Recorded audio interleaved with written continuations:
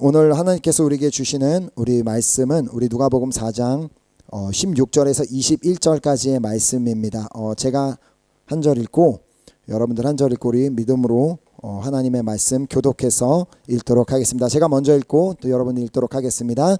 예수께서 그 자라나신 곳 나사렛에 이르사 안식일에 늘 하시던 대로 회당에 들어가사 성경을 읽으려고 서심해 이사야 글에 이거늘 책을 쳐서 이렇게 기록된 데를 찾으시니 주의 성령이 내게 임하셨으니 이는 가난한 자에게 복음을 전하게 하시려고 내게 기름을 부으시고 나를 보내사 포로된 자에게 자유를 눈먼 자에게 다시 보게 함을 전파하며 눌린 자를 자유롭게 하고 책을 덮어 그 맡은 자에게 주시고 앉으시니 회당에 있는 자들이 다 주목하여 보더라. 이에 예수께서 그들에게 말씀하시되 이 글이 오늘 너희 귀에 응하였느니라 하시니 아멘. 자, 우리는 이 살면서 이 은혜라는 단어를 자주 사용합니다. 은혜라는 단어를 교회 안에서도 많이 듣고 우리가 살면서도 은혜라는 단어를 자주 사용하는데 그 이유는 우리가 당연히 크리스찬이기 때문에 더욱더 이 은혜라는 단어를 살면서 많이 사용하게 됩니다. 자, 그렇기에 우리는 은혜를 받았다라는 말도 하기도 하고 하나님의 은혜입니다라고 말을 하기도 하고 또 그 하나님의 은혜에 감사하기도 하는 그런 삶을 삽니다. 자, 그렇다면 과연 이 은혜라는 단어 자체에 그 은혜라는 단어의 의미가 무엇이기에 우리는 이처럼 흔하게 이 단어를 사용하고 있는 것일까요? 그것도 우리가 은혜 받았다는 말을 이렇게 하는데 예배를 드리고 은혜를 받았다, 말씀을 읽고 은혜를 받았다라는 말을 하는데 도대체 우리가 무엇을 받았길래 은혜를 받았다는 말을 하게 되는 것일까요? 자, 그래서 제가 한번 이 사전을 찾아봤는데 재미있는 사실을 발견한 것이 국어사전에서는 이 은혜라는 단어의 의미를 두 가지만 제공하고 있는 반면 사실 그거를 또 자세히 보면 두 가지도 아니고 그냥 한 가지 의미만 제공하고 있다고 보는 게 더 가까운데 프랑스어 사전에서는 이 그라스라는 단어의 의미를 5가지나 제공하고 있음을 볼 수 있었습니다. 자, 국어사전에서 말하는 은혜란 그 정의가 뭐냐면 고맙게 베풀어주는 신세나 혜택이라는 의미를 가지고 있었고요. 그리고 프랑스 사전에서 제공하는 5가지의 의미 중에 마지막 의미만 말씀을 드리면 하나님이 사람을 구원하시기 위해서 베푸시는 선물이나 초자연적인 도움이라고 되어 있었습니다. 전 사실 이 프랑스어 사전이 제공하는 의미가 진정한 은혜의 의미에 가깝다고 생각합니다. 하나님이 사람을 구원하시기 위해서 베푸시는 선물이나 초자연적인 도움. 자, 즉 은혜란 오직 하나님께로부터만 받을 수 있는 그 다른 누군가가 줄 수 없고 오직 하나님께로만 받을 수 있는 그것도 하나님께로부터 값없이 받아 누리는 모든 것이 다 은혜입니다. 자, 우리는 지금까지도 살면서 수없는 은혜를 받으며 살아왔습니다. 자, 내가 구원받고 천국에 들어가는 그날까지 하나님께서는 우리가 그 구원을 이룰 수 있도록 계속해서 삶의 은혜를 허락하여 주실 것입니다. 자, 그러나 우리가 잊지 말아야 하는 분명한 사실이 있음을 야고보서 4장 6절을 통해 말씀하십니다. 야고보서 4장 6절 말씀을 보면 그러나 더욱 큰 은혜를 주시나니 그러므로 일렀으되 하나님이 교만한 자를 물리치시고 겸손한 자에게 은혜를 주신다 하였느니라. 즉 하나님의 은혜를 알고 그 은혜에 감사하는 사람들에게는 더욱 큰 은혜를 하나님께서 주시지만 그 은혜를 알지 못한 채 그것이 자기가 잘나서 그런 것처럼 그냥 그렇게 생각하며 감사하지 않는 교만한 자들은 물리치신다라고 말씀하고 있습니다. 자, 그 사랑이 많으신 하나님께서 그 자비가 많으신 하나님께서 내가 교만한 자는 물리치겠다라고 말씀하실 정도라면 우리가 그 은혜를 모르고 산다는 것이 얼마나 심각한 상황인지 알 수 있습니다. 자, 그렇게 저는 오늘 이 자리에서 예배드리는 우리 한 사람 한 사람은 그 하나님의 은혜에 모든 하나님의 은혜에 언제나 감사함으로 하나님이 부으시는 더 큰 은혜를 받게 되기를 소망하며 축복합니다. 아멘. 자, 하나님께서는 우리가 알든 우리가 모르든 계속해서 우리의 삶에 수없는 은혜들을 허락하여 주셨습니다. 자, 아까 사전적인 의미처럼 때로는 초자연적인 도움을 우리에게 허락하여 주시기도 하였고, 또 수많은 선물들, 우리가 생각하지 못했던 수많은 선물들을 우리의 삶에 허락하여 주셨습니다. 자, 그 이유가 무엇이라고 말씀드렸죠? 우리가 구원에 이룰 수 있도록, 우리가 구원을 받을 수 있도록 우리에게 은혜를 허락하고 계십니다. 자, 물론 우리는 하나님께서 우리에게 지금까지 허락하신 그 모든 은혜, 우리가 받은 모든 은혜에 당연히 감사해야 하는데, 그 중에 우리가 가장 소중하게 생각하고 특별히 더 감사해야 하는 은혜가 있음을 알아야 합니다. 자, 이 은혜를 모른다면 우리는 절대로 구원을 받을 수 없습니다. 자, 우리에게 허락하신 이 소중한 은혜가 무엇인지를 요한복음 3장 16절이 말씀합니다. 우리가 잘 아는 말씀이죠. 하나님이 세상을 이처럼 사랑하사 독생자를 주셨으니 이는 그를 믿는 자마다 멸망하지 않고 영생을 얻게 하려 하심이라. 자, 우리에게 주신 이 소중하고도 특별한 은혜가 무엇이라고 여기서 말씀하고 계세요? 바로 하나님께서 우리를 사랑하셔서 우리에게 보내주신 독생자 예수 그리스도가 바로 우리에게 허락하신 은혜 중에 최고의 은혜입니다. 자, 왜냐하면 예수 그리스도를 통해서만 우리가 영생을 얻을 수 있기 때문입니다. 자, 예수 그리스도는 하나님께서 이 땅의 모든 사람을 사랑하시기 때문에 이 땅에 보내주신 하나님의 은혜 중에 은혜입니다. 자, 오늘 우리는 그렇다면 얼마나 이 은혜에 감사하고 있습니까? 나를 위해 이 땅에 오신 예수 그리스도께 얼마나 감사하고 있냐는 말입니다. 다른 은혜에는 감사하는데, 나에게 건강을 주신 은혜에도 감사하고, 내가 뭐 학교에서 뭐 좀 잘되게 하신 것도 감사하고, 뭐 내가 어떤 좋은 일이 있었던 거는 그런 은혜에는 감사하는데, 우리에게 허락하신 이 가장 큰 은혜 예수 그리스도에게는 얼마나 우리가 감사하고 살고 있습니까? 자, 오늘 우리는 우리에게 허락하신 이 가장 큰 은혜에 대한 감사를 회복하는 시간이 될 수 있기를 간절히 소망합니다. 자, 그렇다면 왜 예수 그리스도가 우리에게 허락하신 가장 큰 은혜인지를 우리가 말씀을 통해 살펴보는 시간을 가져보도록 하겠습니다. 자, 우리를 위해 이 땅에 오신 예수님께서는 본격적으로 사역을 시작하기에 앞서 먼저 세례 요한에게 세례를 받으셨습니다. 자, 어떻게 보면 예수님이 왜 세례를 받으셔야 했지?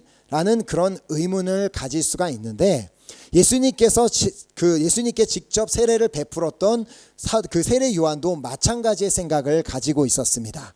자, 그래서 세례 요한이 예수님께 아니 당신이 왜 내게 세례를 받으러 오십니까? 라는 질문을 했을 때 그 질문에 예수님께서 하신 대답이 마태복음 3장 15절에 기록이 되어 있습니다. 예수께서 대답하여 이르시되 이제 허락하라. 우리가 이와 같이 하여 모든 의를 이루는 것이 합당하니라 하시니 이에 요한이 허락하는지라.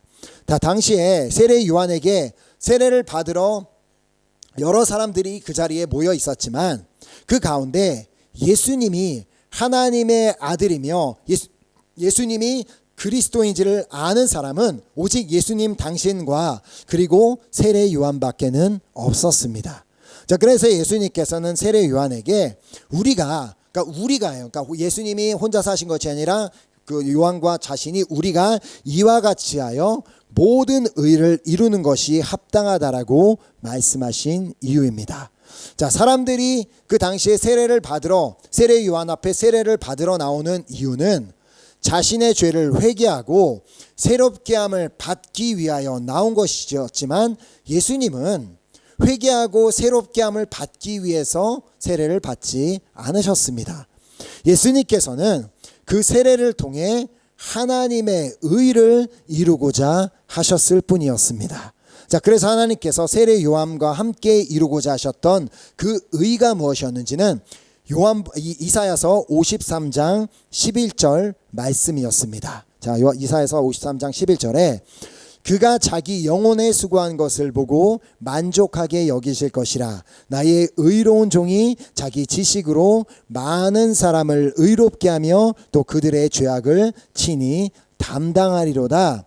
자, 예수님께서 이 땅에 오신 이유는 많은 사람을 의롭게 하며 또 그들의 죄악을 친히 담당하시기 위함이었습니다. 자, 그러므로 세례를 통해서 의롭게 되고 세례를 통해서 죄악의 문제를 해결할 수 있는 것이 아니라, 세례를 받는다고 그 문제가 해결이 되는 것이 아니라 오직 하나님의 아들이신 자신 예수 그리스도를 통해서만 의롭게 될 수 있으며 또 죄악의 문제가 해결될 수 있음을 그 자리에서 보여주시고자 한 것입니다. 자, 그리고 예수님께서는 그 이후에 바로 성령에게 이끌려 마귀에게 시험을 받으러 광야로 가시게 됩니다.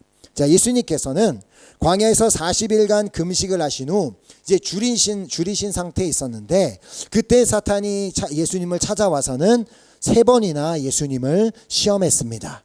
자, 물론 예수님은 그 3번의 사탄의 시험을 다 말씀으로 물리치셨습니다.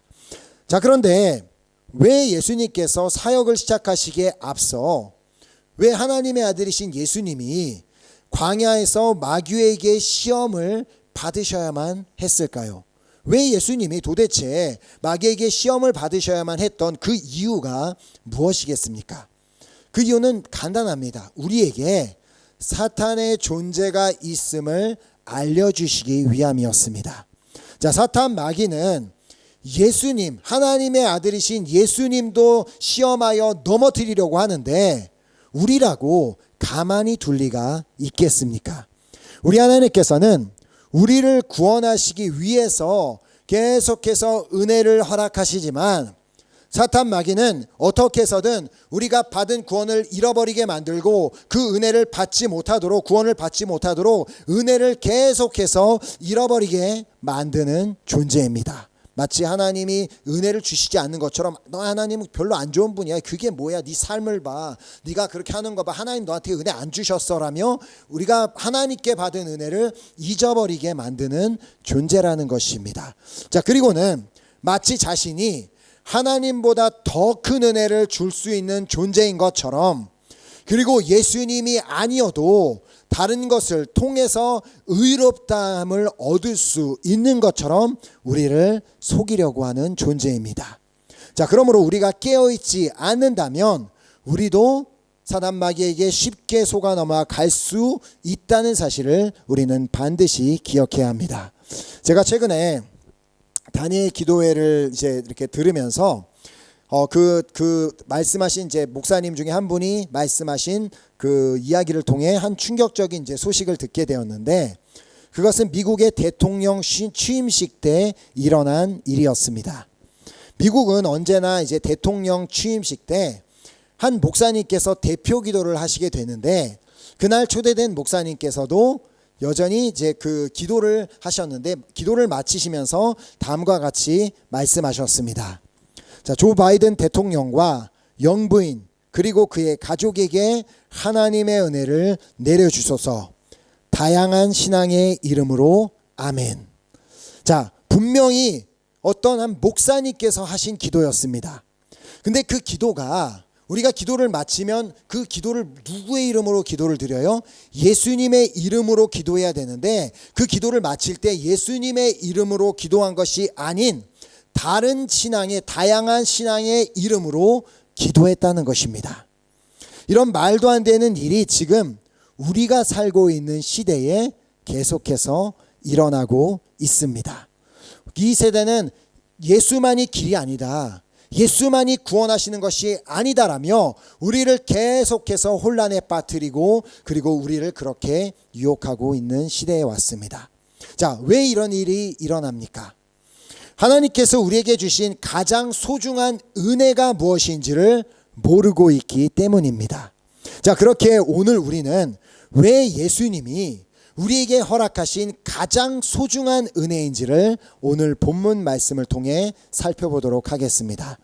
자, 예수님께서 시험을 받으신 후 그때부터 여러 회당을 다니시며 말씀을 가르치시며 본격적인 사역을 시작하셨습니다. 자, 그리고는 오늘 본문은 예수님께서 당신이 자라나신 곳 나사렛에 가셨을 때 일어난 일이었다라고 말씀하고 있습니다. 누가복음 본문 16절에 보면 예수께서 그 자라나신 곳 나사렛에 이르사 안식일에 늘 하시던 대로 회당에 들어가사 성경을 읽으려고 서심해. 자, 이 말씀을 잘 이해하기 위해서는 당시 회당에서 드려지는 예배가 어떻게 드려졌는지를 알아야 합니다. 자, 당시 회당 예배는 기도가 있었고, 그리고 율법서와 선지자서 낭독이 있었고, 그리고 설교가 있었습니다. 자, 이 예배에는 첫 번째 교훈 시간과 두 번째 교훈 시간이 있었는데, 먼저 첫 번째 교훈 시간에는 율법서를 낭송해야 했습니다. 근데 이 율법서는 아무거나 읽을 수 있는 것이 아니라 그날마다 정해진 목록이 있어서 그 정해진 율법서를 읽어야 했습니다. 자, 그러나 선지서들로부터 온 이 두 번째 교훈은 그 읽고자 하는 사람이 자유롭게 선택할 수 있었다고 합니다. 자, 바로 이 시간에 예수님께서는 선지자서를 읽으시려고 그 자리에 서셨던 것입니다. 자, 그날 예수님께 이사야서가 전달이 되었고, 예수님께서는 그 이사야서 가운데 이사야서 61장에 기록된 말씀을 찾아서 읽으셨습니다. 자, 그 내용이 오늘 본문 18, 19절에 기록이 되어 있는데, 주의 성령이 내게 임하셨으니 이는 가난한 자에게 복음을 전하게 하시려고 내게 기름을 부으시고 나를 보내사 포로된 자에게 자유를, 눈먼 자에게 다시 보게 함을 전파하며 눌린 자를 자유롭게 하고 주의 은혜를 전파하게 하려 하심이라 하였더라. 자, 이 말씀을 읽으시고는 21절에 보면 다음과 같은 말씀을 그 자리에서 말씀을 듣고 있었던 사람들에게 하십니다. 21절에 이에 예수께서 그들에게 말씀하시되 이 글이 오늘 너희 귀에 응하였느니라. 자, 예수님께서는 그 자리에서 말씀을 듣고 있던 사람들에게 지금 방금 자신이 읽은 이 이사야서 61장 말씀이 오늘 이루어졌다라고 말씀하셨습니다. 자, 바로 그 날부로 은혜의 해가 시작되었음을 알리는 말씀이었습니다. 자, 예수님의 사역의 시작과 동시에 은혜의 해가 시작이 되어 이제 그 은혜가 시작되었기 때문에 가난한 자에게 복음이 전해지게 되었으며 포로된 자에게 자유가 선포되었으며 눈먼 자가 다시 보게 되는 역사가 일어났으며 눌린 자를 자유롭게 하시는 그 역사가 예수님의 사역 시작과 동시에 일어나기 시작했습니다. 자, 우리는 바로 이때부터 시작된 은혜의 시대를 살고 있습니다. 자, 우리는 이 땅에 오신 예수 그리스도로 인해 말로 할 수 없는 엄청난 은혜를 받아서 누리고 있음을 우리는 반드시 알아야 합니다. 자, 우리를 위해 이 땅에 오신 예수 그리스도로 인해 우리가 아까 읽었던 이사야서 53장 11절 말씀이 그대로 이루어지는 놀라운 은혜를 받았습니다. 자, 다시 말씀을 보면 그가 자기의 영혼에 수고한 것을 보고 만족하게 여기실 것이라. 나의 의로운 종이 자기의 지식으로 많은 사람을 의롭게 하며 또 그들의 죄악을 친히 담당하리로다. 자, 예수님께서는 십자가에 달려 돌아가심으로 많은 사람을 의롭게 하여 주셨고 또 모든 죄악을 친히 담당해 주셨습니다. 자, 우리 인간 스스로는 도무지 의롭게 될 수도 없고 또 이 죄악의 문제를 해결할 수 있는 방법이 없기에 죄의 포로가 되어 있고 죄로 인해 하나님을 보지 못하며 또 죄에 눌려 있는 자들을 위해서 하나님께서는 친히 독생자 예수 그리스도를 이 땅에 보내셔서 그의 목숨을 우리를 위해 주셨습니다. 그리고 그 목숨을 주심으로 말미암아 은혜의 해가 시작이 되어 우리는 은혜의 시대에 살고 있습니다. 자, 그래서 로마서 3장 23, 24절이 말씀합니다. 자, 모든 사람이 죄를 범하였음에 하나님의 영광에 이르지 못하더니 그리스도 예수 안에 있는 속량으로 말미암아 하나님의 은혜로 값없이 의롭다 하심을 얻은 자 되었느니라. 아멘. 아멘입니까? 아멘. 자, 우리는 예수 안에 있는 속량으로 말미암아 하나님의 은혜로 값없이 의롭다 하심을 얻은 자가 되었습니다. 자, 그러므로 우리가 얼마나 놀라운 은혜를 받았는지를 알아야 합니다. 우리는 하나님의 은혜로 우리가 어떤 돈을 지불한 게 아니라 어떻게 우리가 뭘 한 것이 아니라 하나님의 은혜로 값없이 의롭다 하심을 얻게 되었습니다. 오직 예수 그리스도를 믿을 때 값없이 의롭다 하심을 얻는 그 놀라운 은혜를 우리 모두가 받았다는 말입니다. 자, 뿐만 아니라 우리는 예수 그리스도의 피로 말미암아 속량 곧 죄 사함을 받게 되었습니다. 자, 히브리서에 말씀합니다. 피 흘림이 없은즉 사함이 없다라고 분명히 말씀하셨습니다. 그래서 요즘 우리가 필사하고 있는 이 레위기서를 읽어보면 죄를 지은 사람은 반드시 흠없는 수송아지로 속죄 제물을 삼아 하나님께 드려야지만 죄사함을 받을 수 있음을 그렇게 그 말씀을 통해 보게 됩니다. 자, 특별히 레위기 4장이 이 속죄 제물을 드리는 그 과정을 다 기록하고 있는데 제가 지금은 이제 다 말씀을 드릴 수 없기에 나중에 꼭 레위기 4장을 한번 읽어보시기 바랍니다. 자, 레위기 4장을 읽어보시면 우리가 지금 우리가 이렇게 예배드리고 이런 이 시대에 사는 것이 얼마나 놀라운 은혜를 누리며 살고 있는지를 깨닫게 될 것입니다. 자, 간단하게만 말씀을 드리면 죄를 지었다면 죄를 지은 사람은 반드시 수송아지를 회막으로 끌고 와서 그 송아지 머리에 안수함으로 자신의 죄를 전가해야만 했습니다. 자, 일단은 그 송아지를 끌고 회막까지 가는 것도 쉬운 일이 아니었습니다. 그리고 그 수송아지는 반드시 흠없는 수송아지.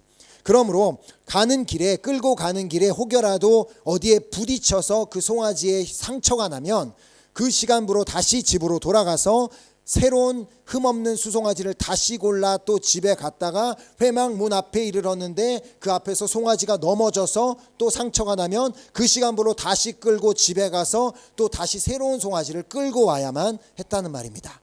자, 그리고 나서는 회막 앞에 도착해서는 그 송아지 머리에다가 그 안수를 함으로 자신의 있는 죄를 하나님 이제 나의 있는 죄를 이 수송아지에게 전가합니다라고 그렇게 한 후에 그리고 나서 자신 스스로 그 송아지를 여호와 앞에서 잡아야 했습니다. 그 말은 본인 스스로 그 송아지를 칼로 찔러 죽여야만 했다는 말입니다. 결코 송아지를 칼로 찌겨 죽이는 일은 쉬운 일이 아니었습니다. 자, 그러고 나면 끝나는 것이 아니라 이제부터는 제사장은 그 송아지의 피를 가지고 제사장은 회막 안으로 들어가서 그 피를 뿌리고 바르고 쏟고 그리고 기름을 잘라내고 이것 잘라내고 저것 잘라내고 제가 그 시대에 저기 만약에 제사장이었으면 전 못할 것 같습니다. 그래 도무지 못하고 그냥 제가 막 너무 말씀을 준비하면서 주님 이 시대에 목사가 되게 하신 거 감사합니다라고 막 기도했는데 진짜 너무 정말 그거 하나 드리기 위해서도 해야 하는 일이 너무나 많았습니다. 언제나 막 그 피비린내가 나는 그 상태에서 그렇게 제사를 드렸는데 그런데 지금은 어떻습니까? 혹시 요즘에 자신이 지은 죄 때문에 막 송아지를 끌고 가서 이렇게 그 속죄 제물을 드리는 분이 계십니까? 우리 중에는 아무도 없습니다. 우리가 그럴 수 있는 이유가 뭐예요? 예수님께서 스스로 속죄 제물이 되셔서 우리를 위해 피 흘려 주셨기 때문에 우리가 이제는 예수의 피를 의지하여 회개하면 용서를 받을 수 있는 놀라운 은혜를 누리고 있기 때문입니다. 자, 에베소서 1장 7절이 말씀합니다. 우리는 그리스도 안에서 그의 은혜의 풍성함을 따라 그의 피로 말미암아 속량 곧 죄사함을 받았느니라. 아멘. 우리는 바로 이 은혜를 받은 사람들입니다. 자, 내가 무엇을 잘해서가 아닙니다. 내가 그런 은혜를 받을 만한 자격이 있기 때문에 그렇게 해주신 것이 아닙니다. 단지 하나님께서 이 세상을 사랑하시기에 하나님께서 우리 한 사람 한 사람을 사랑하시기에 우리에게 허락하신 은혜일 뿐입니다. 자, 오늘 함께 그 은혜에 감사하는 우리 모두가 되었으면 좋겠습니다. 자, 또한 에베소서 2장 8절은 말씀합니다.